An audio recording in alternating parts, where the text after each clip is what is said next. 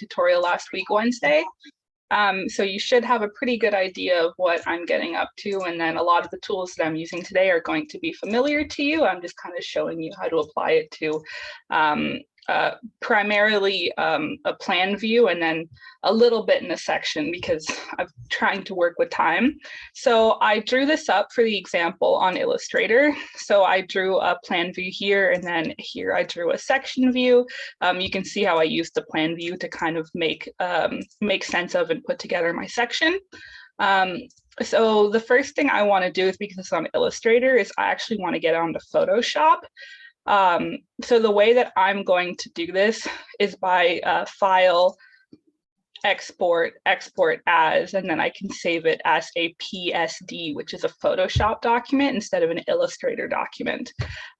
Just before getting into that, there's a couple things I want to take care of first. That being showing you how I used my layers when I put this together. So in Illustrator, I was really careful about having everything sorted out. So my lawn has its own layer, deck has its own layer, planting beds, plants, stairs, and fences.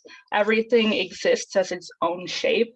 And I was really careful to make sure that these were closed and complete shapes, because that's going to be important later when we start making this like a prettier plan view.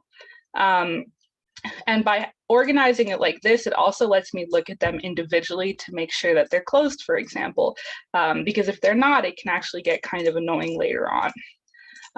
The second thing that I did was I went and I selected all the line work, and then using the stroke option, I set that to like 0.25, which is a really, really thin line width, but I did that for a reason, and that's so that the border outlining the shape still exists. But when I put that in Photoshop and I use those tools that I showed you last week, like the layer mask, I'm not left with these like very obvious white lines. It's kind of easier for me to work with, and it disappears into the background.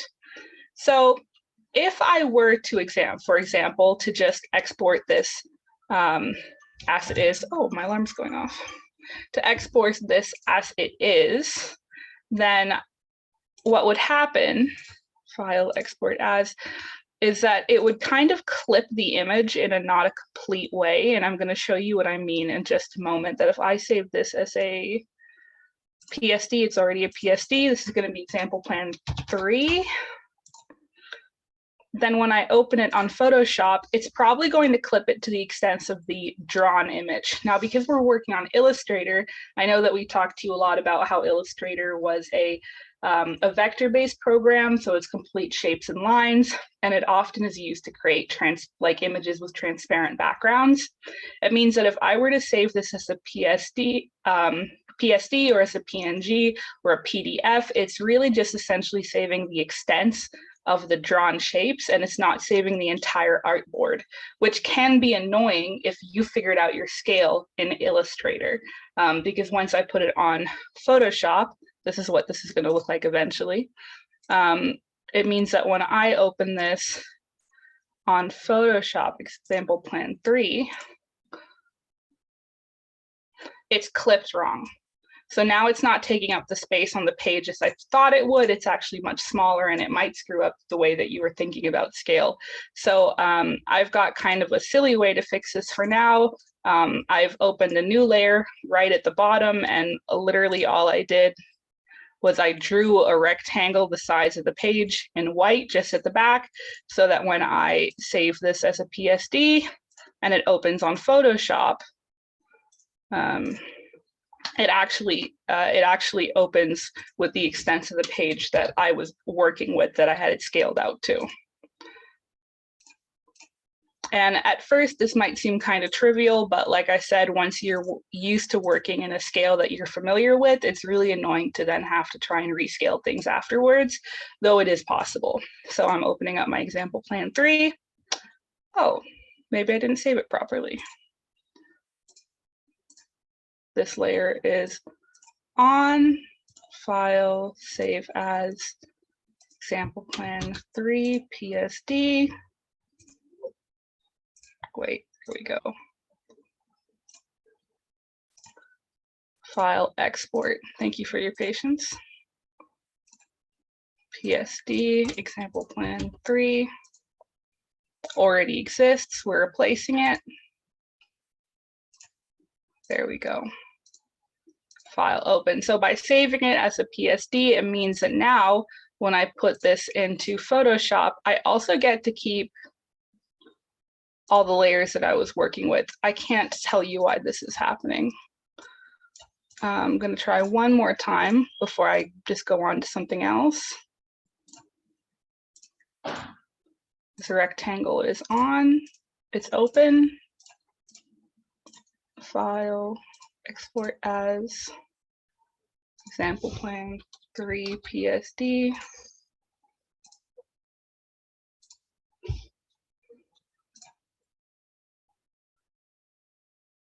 Maybe I just need to give it a moment. Close, open. If not, I'm going to continue as normal because what's really important to you guys is actually figuring out how to apply the textures, which is strange because I've done this about 3 times already. I'm going to go ahead and make this fit to the page that I want to be working with. Actually, let me make sure that the page is the right size. File, image, canvas size. Let's work with 8.5 by 11. This would be another way to fix it better. And I'm going to go ahead and put a white background on, because if not, it's going to be impossible to see the lines that we're working with. And you can just do this by picking the white with your color picker and bucket fill. Great. So because I worked hard to organize those layers, when I've imported it into Photoshop, I get to keep all those layers. And they're all already labeled in the order that I want them to be, and completely manageable. So I'm going to start with lawn, and I'm going to turn off all the layers so you can see what I'm working with. So like I said, I'm going to be using a lot of the tools that I showed you last week. So if you remember that, it's going to be placing embedded, and I'm going to be opening up images and textures that I've already downloaded. So today I'm actually going to be using stuff for my image cache. Last time I had stuff downloaded specifically for that, but this time I wanted to kind of show how it is when you have all of your pictures in one place already. Luckily for us, I have a folder specifically called lawns, so I can import the lawn texture that I want. And looking at this immediately, you know that if I were to put this on as is, it would be like saying that each of those blades of grass were enormous. So I'm going to rasterize this, and I'm going to make them smaller, and I'm going to duplicate it just like I did last week with the with some of the concrete textures. So this way I'm going to work with a much larger image that's essentially much more detailed as well.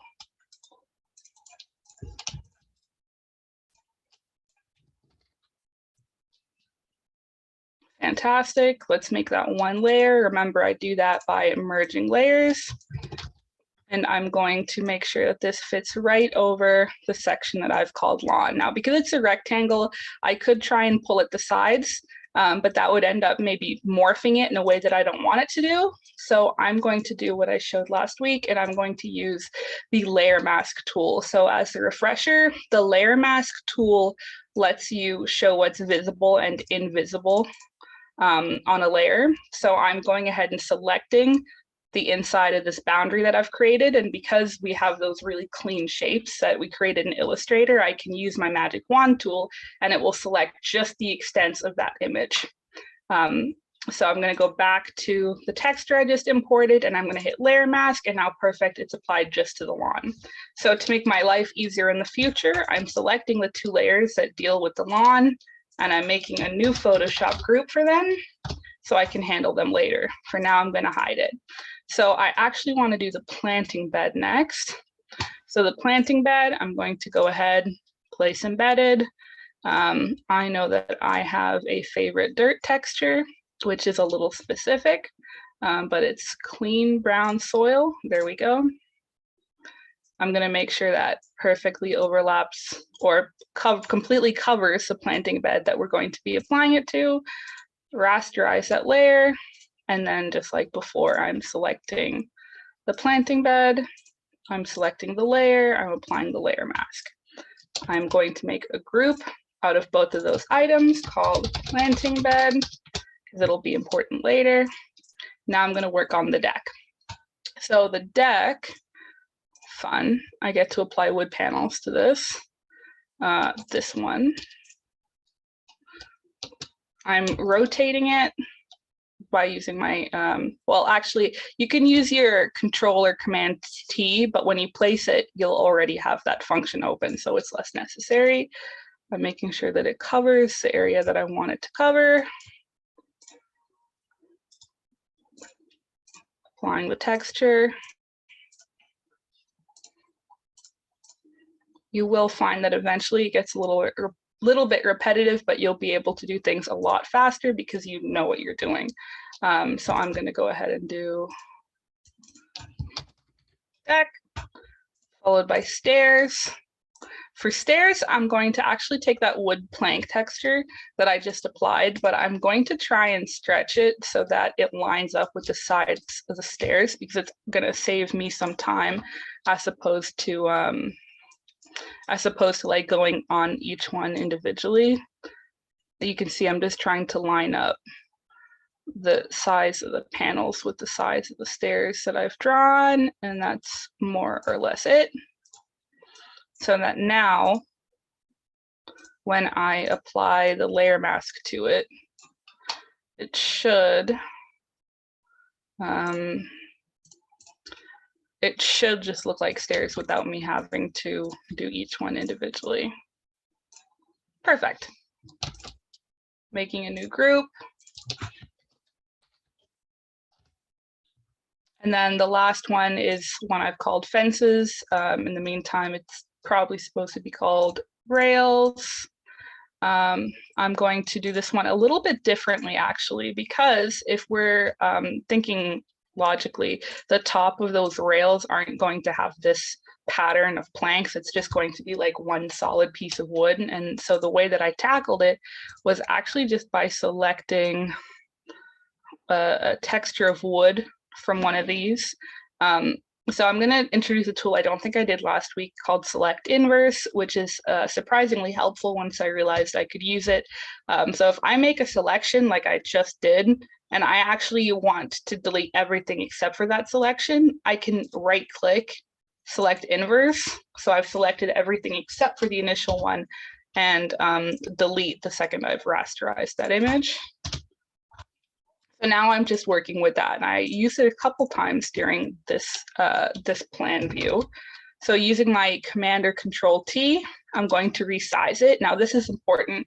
So when you're in your transform like this, if I were to just grab one of these corners, actually, it's not doing what I want to do right now. There we go. If I were to just grab one of these corners, it's going to keep proportional. So I've clicked and I've dragged, and now it's obviously changing like the length and width proportionally. I actually don't want it to do that because I want it to fit to exactly the section that I've drawn.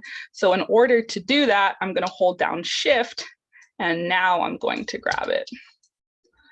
This is actually different than old versions of Photoshop where it was inversed. So when this updated, it took me like weeks to get used to the new interface. So I've done that. I'm just going to copy paste, and I'm going to be applying it to all the other sections now that I've got the width figured out. I'm using, once again, to copy, I'm using Control or Command if you're on Mac, C, and then I'm pasting with the Control or Command V. Oh, it's doing that thing again. Perfect. And last one down here. Now I'm also going to merge these layers because now I've created 4 different objects, but I want them to be the same for when I'm editing it later. So I'm clicking all of them in my layer section. I'm right clicking and I'm merging layers. So now all of those planks are the same thing. And just like the other ones, I'm going to make this its own group. I'm also going to take this plant layer up to the top because that's going to come last. I don't need to touch it for now. I'm trying to take it to the top. There we go.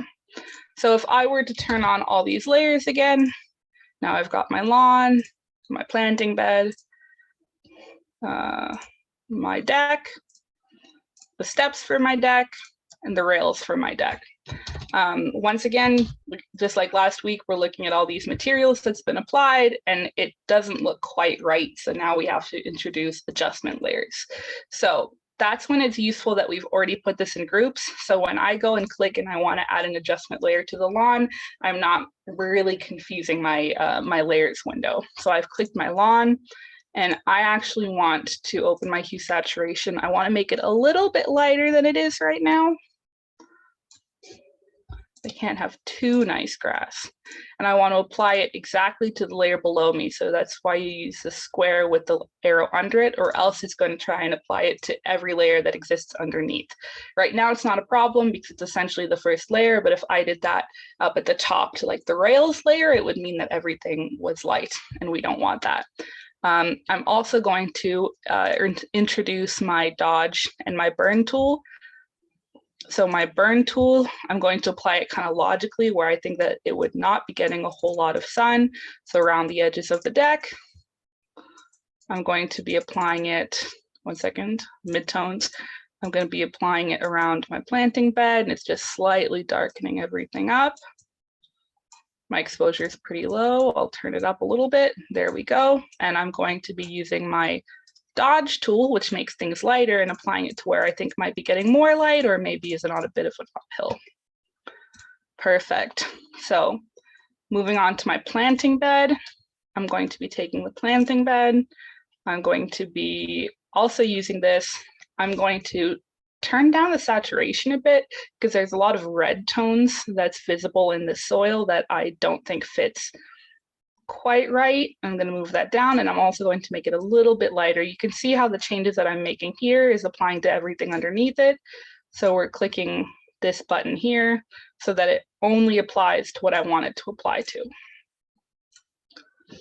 I'm going to now address the deck. So because we use the same material, which is logical because if they're building it, it's going to be the same lumber, except visually right now it looks like one item.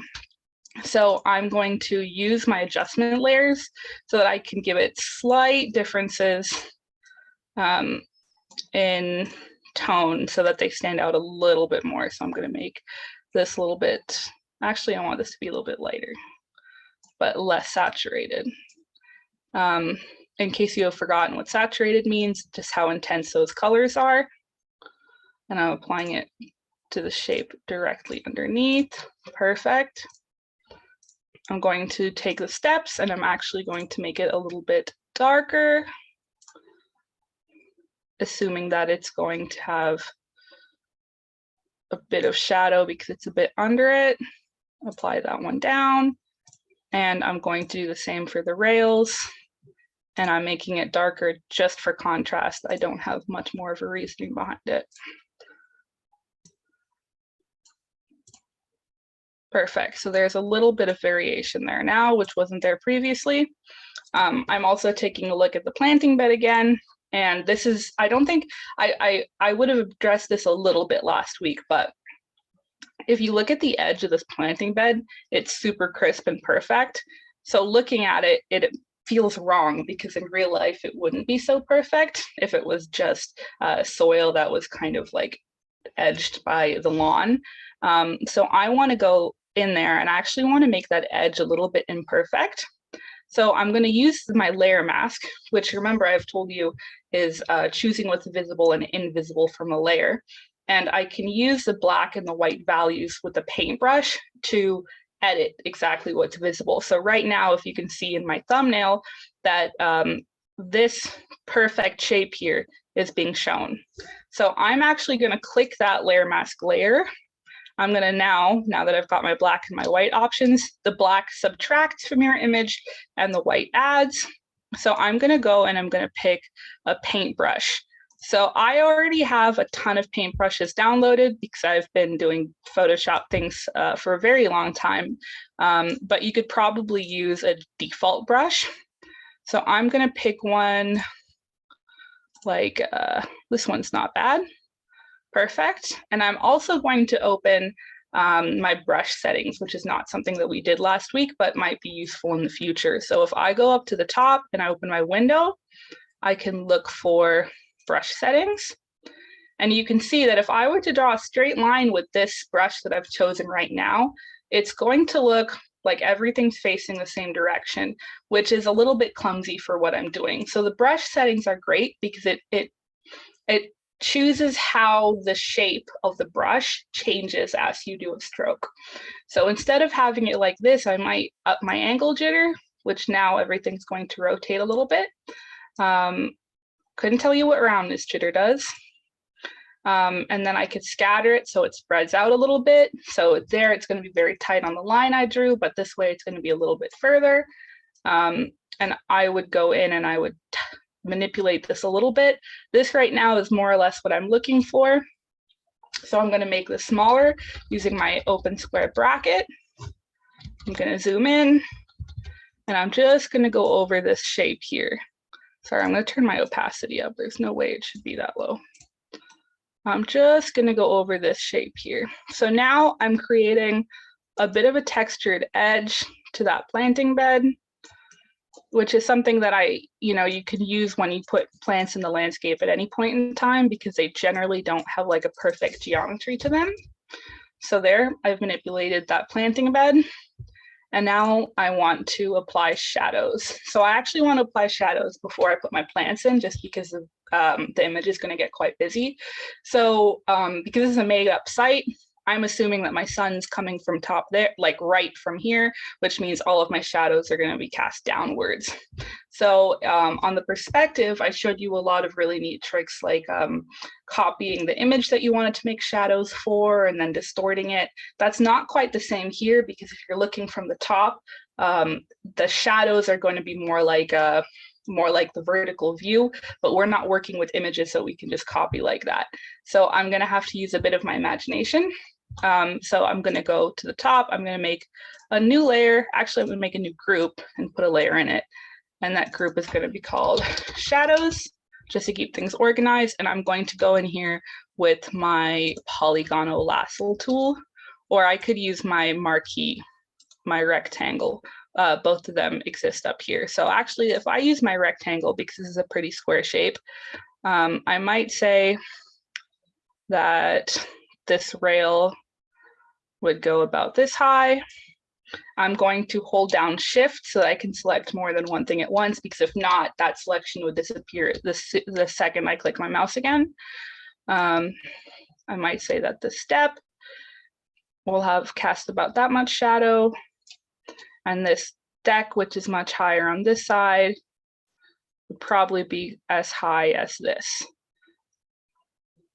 Perfect. I'm going to fill that whole layer in. It's on its own layer. I'm going to fill it in black. You could use your bucket tool. I'm just going to use my paintbrush because I already have it open. Perfect. Now what I'm going to do is, because I know that that this here is a railing, so this top part of the section is going to have bits where the sun can come through, so the shadow is not going to be completely solid. So I'm going to go in and delete some windows. So you can select them all at once by using the Shift, just like we drew the shadow with, or you could just kind of delete in sections and then go as you want. When you do this, at some point you're going to spend a lot more time on it and you're probably going to have some math. I'm winging these windows, so they might not be perfect. They're pretty close. I'm going to hit delete. And I'm going to take that whole layer that I just drew and I'm going to lower the opacity. I could put it like 40. That's kind of dark. Let's maybe just put it like for 20 for now. But that's of course not the only place that shadows are going to be applied. Of course, if the whole desk deck is casting a shadow here, it should be on each of the steps and probably for the house that it's connecting to. So still on that same layer, I'm going to select where I believe the shadows would cast on the steps. And I'm going to draw a line where I believe the house might cast onto the deck. This is not an exact science, but it will give an idea. And with those selected, I'm going to go back in with my paintbrush tool and I'm going to fill that all in black because the layer's already got a lower opacity. That's already happening here. Perfect. So lastly, well, second lastly, I'm going to be adding the plants. So I'm going to actually turn off all the layers except for my plant layer on account of it's kind of hard to see it with everything else that's on at the moment. And my plant layer really just gives an idea of where the plants are going to go. It's not like the other things where you can just do the marquee or you can just do the layer mask tool because the plants really aren't so solid. So I'm going to turn off the tree for now on account of that should come last. And I'm actually going to start with the ground cover first. So I already have a ground cover downloaded. I'm going to place embedded under my planting beds. This is a ground cover that I'll use. I'm applying it so it just covers where I want it to be applied to. I am going to use the layer mask tool. I know I just said that whole bit about plants not being so rigid, but I actually am going to go in on this and give that the magic wand tool just because it's giving a good idea of where the ground cover is covering. But it's going to go in and change, and you'll see in a minute what I mean. So just like we took the planting bed and we fixed those edges, I'm going to do something very similar here because this blob as I drew it, which is good for just kind of like a sketch, is not really going to work for a plan view because it looks a little ridiculous. So I'm going to do layer mask. I've actually already got this brush exactly how I want it. So I'm going to delete some of those edges, or I'm going to cover them using the black paintbrush and the layer mask selected. I'm going to do it on the inside too. And now that that's a little bit better, I'm going to switch. I'm going to turn my planting bed on just so I know where the extents are. And I'm going to add a few, like I'm going to add the edges. Perfect. The color here is a little bit strange. And so to remedy this, I've applied a different layer type. So last week I went into the different ways so we could make a layer apply differently to the image beneath it. Now I'm going to use overlay because it looks a little bit more natural on the planting bed that we're working with. I'm also now going to introduce the other items. So I've kind of decided that there's going to be perennials on both sides of a shrub. Sometimes it's hard to get a good transparent perennial top view. So as you can see, like I've got a lot here that's like not quite perfect, but we can make it do. So when I import this image, it's very unfortunate because it's got the black or the gray and white background. We're going to get rid of this using color range, which should be a familiar tool to you. Oh, 1 second, I have to rasterize this image because if not, it won't let me. Great, now I'm going to apply color range. I'm going to pick the white and then using the fuzziness, yeah, that's about right. So it selected mostly everything. If you delete it and you can still kind of see there's a bit of a background, you can actually just keep deleting, which is a trick that I've noticed. And then just like when we selected the wood for the plank, there's no way I'm going to need all of these. So I'm just going to pick my favorite, which is this one at the bottom. I'm going to select what I want, and then using the select inverse, I'm going to select actually everything I don't want and hit delete. So I can go ahead, deselect that, and put that where I want it to. So I could just kind of turn it around and place it like this. Or if you remember from last week, I introduced you to the warp tool. You can click the warp tool and just kind of shift it so that those flowers are placed a little bit more fluidly. And then I'm going to actually put a shrub right over this one because I've marked where there should be a shrub. And luckily for everyone, I do actually own a top view of a shrub that I don't have to delete the background for. You can see the shadows are being cast here. So to keep it consistent with my image, I'm going to rotate it.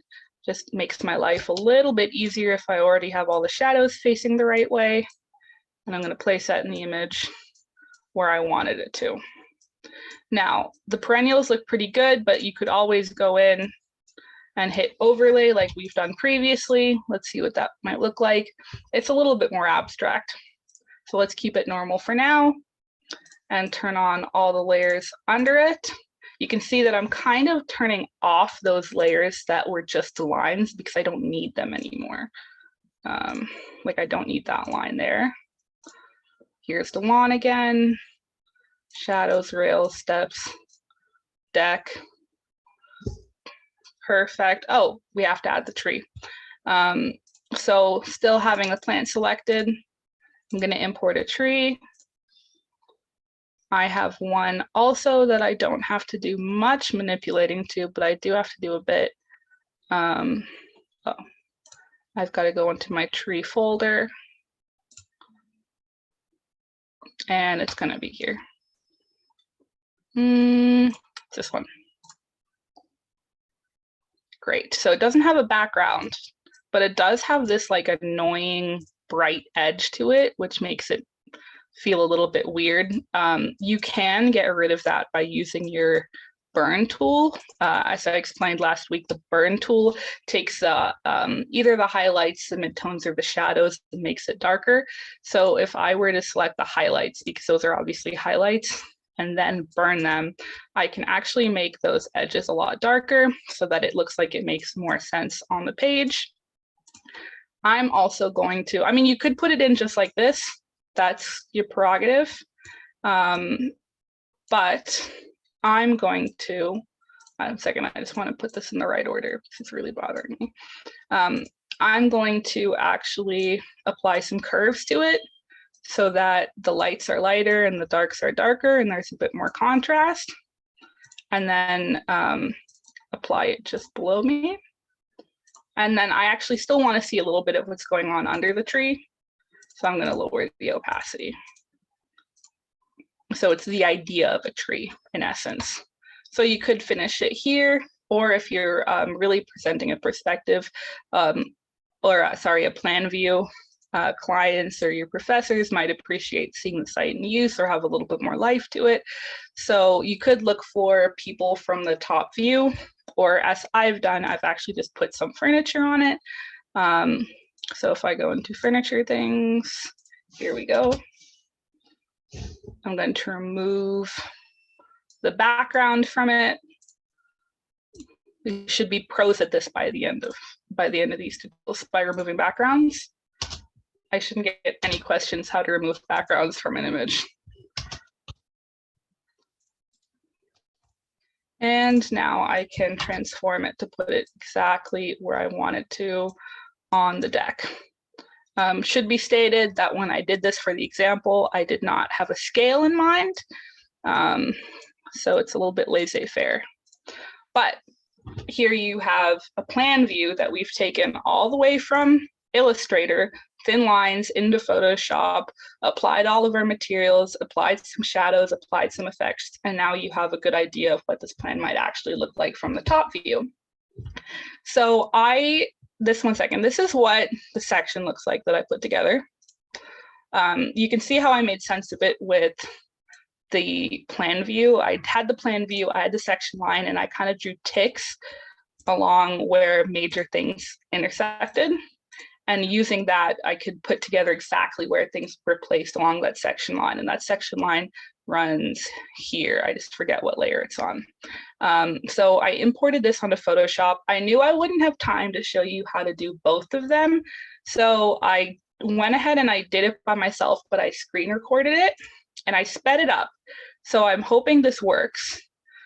So you should be able to see how I put together the section a lot faster than it took me to do it, which it took me about took me about 40 minutes.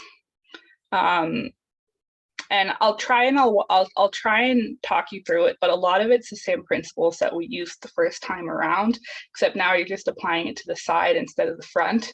And I will say that perspective, plan view, section, it takes a lot of thinking to figure out where like the shadows lie, what angle are you going to be looking at things, and you can't really be rushed. So, I mean, these tutorials, I think, are giving you a good basis for the tools that we use, but you can spend a lot more time on things like this because it requires a certain amount of thinking.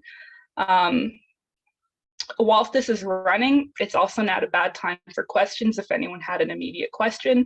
I did just want to show how this is possible to do it on a section. So if you do have a question, feel free to interrupt me, but I'll keep talking through it.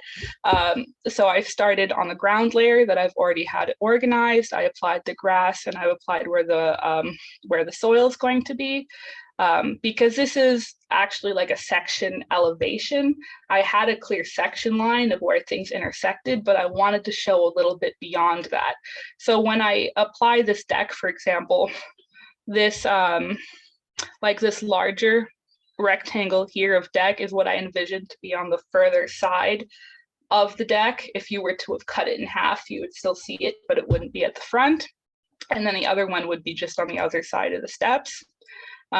Here I'm doing a similar thing when I'm applying texture to the steps that I did the first time around, where I'm just trying to align the planks with where I think the actual planks of wood would go. You can see how I'm like turning them. I'm going to do this this is the part that's actually intersecting with the section line. So it's going to end up being stronger when I start applying opacities, which should be relatively soon if I remember the order that I did things in. There we go. Here you can see all the shapes have been applied. Well, not all the shapes, I'm doing the railings. Oh, same with what I was talking about, like section versus elevation. And you will see this more clearly when it's completed. That section of railing would be like way behind the section line. Like it would be a little bit in the background because the front section of railing from the angle that we're looking at didn't make it into the cut. And I'll show you a little bit more in a moment. This section of fence would theoretically be a little bit up close.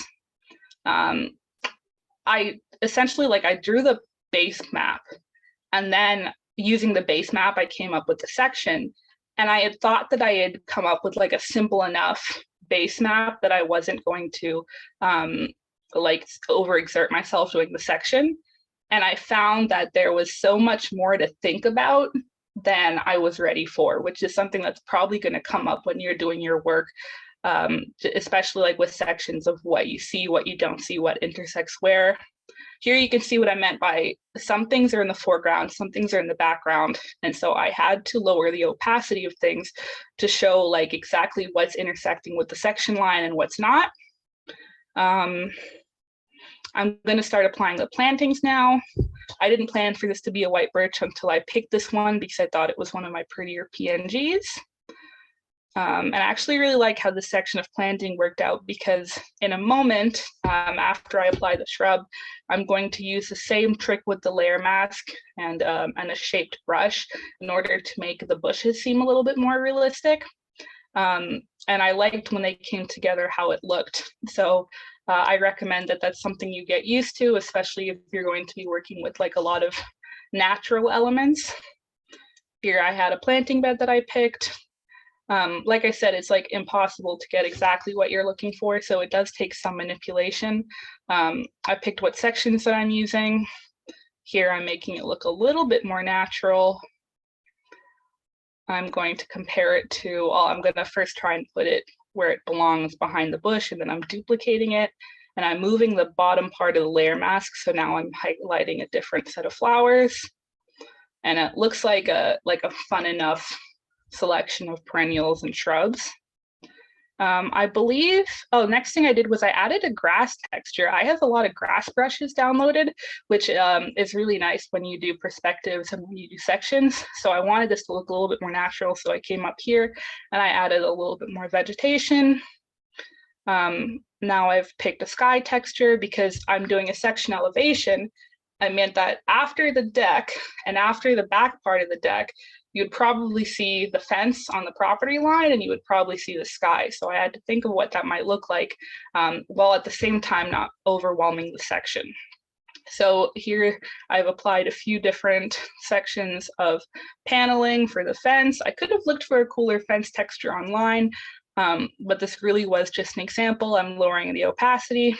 And you'll see that when you have a lot of layers and they all have like a low opacity, you can kind of see through them, which is what's happening here. And you're seeing the, oh, it's paused. Oh, there we go. You're seeing like the sky through the fence, which is not ideal, and you're seeing the fence through that part of the deck. So I've turned on the layer mask on all of those items, and I'm like going in and I'm hiding them where they intersect with things that would theoretically be solid. So it's getting rid of that. This is a trick because sections are supposed to be like, there's not supposed to be any angle or perspective in a section. It's supposed to be straight on, right? So when you look for furniture, it's always photographed with an angle to it, which is not really true to the way that sections work. Professionally, we understand that it's hard to get like a perfect front view of furniture.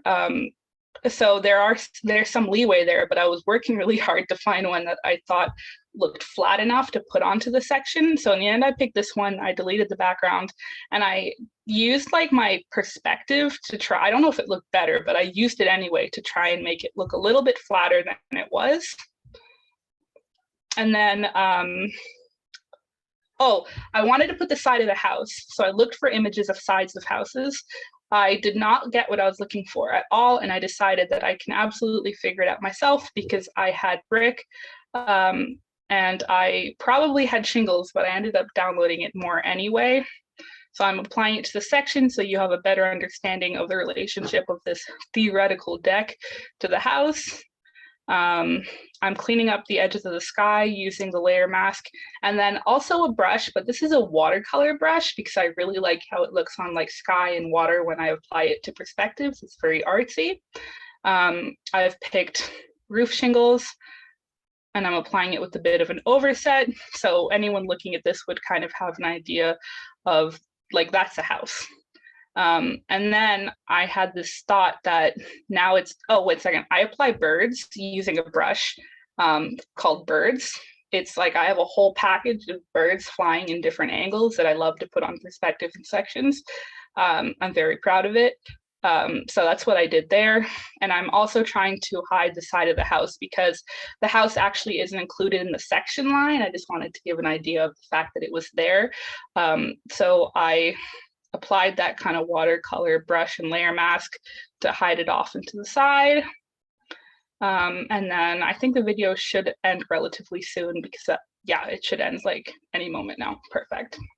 So that image still exists. I have it open on Photoshop. This is what it looks like. I think it's very pretty. If you wanted to show this, and this was actually going to be on a plan, I'm not going to do an InDesign tutorial, but I probably wouldn't draw the section line and stuff like that on Photoshop because it's not meant. Like you can use text, but it's not meant for text. So as an example, I put it on InDesign, both of them. So you can see the relationship that the section has with the top view.